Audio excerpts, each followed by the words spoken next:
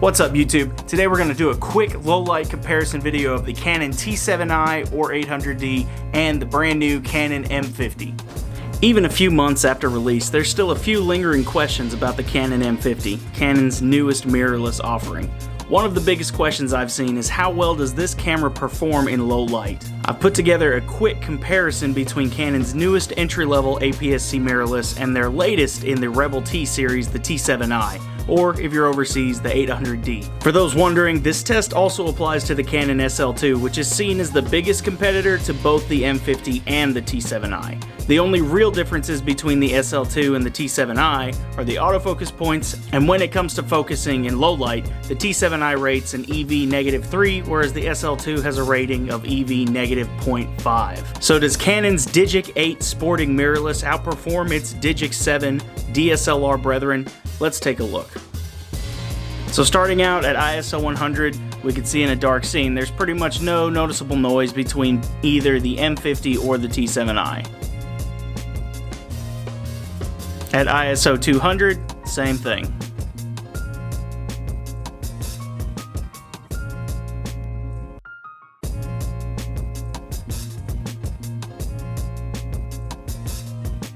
Between ISOs 400 and 800, which is really the cap that you want to go to for most videography, we see a little bit of noise.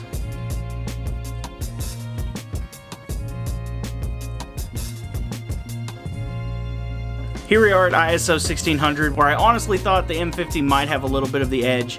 Going up to the 3200 ISO, we can see that, neither the M50 or the T7i are really doing all that great. I wouldn't use any footage past ISO 3200. At 6400, you can see that things really start falling apart.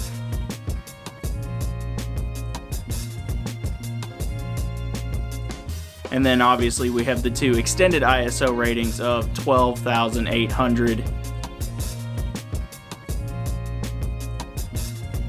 and 25,600, which is essentially unusable.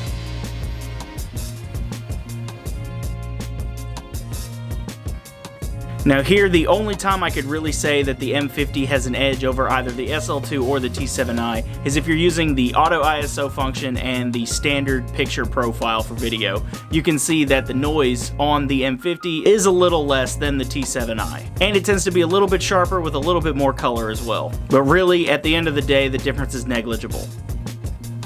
Now all of those tests were shot on the neutral profile with auto white balance on both cameras using the same lens, which is the EFS 24mm Pancake f2.8. As you can tell, there wasn't really much of a difference between either of them. You might get a little bit better performance at 1600 compared to the DSLR on the M50, but it's not enough to make a purchasing decision. And here's the one feature the M50 has that really makes me recommend it over the T7i, and that it gives you the option, very similar to the Canon 80D, to increase your ISO in smaller increments, compared to the T7i that only gives you those large ISO bump ups. So that's it for this video, guys. Let me know what you think in the comments below. Go ahead and hit that like button. If you like these videos, go ahead and hit subscribe. Let us know in the comments if you can see a difference between the M50 or the T7i, if you think there's a reason to pick up one over the other, and we'll see you next time.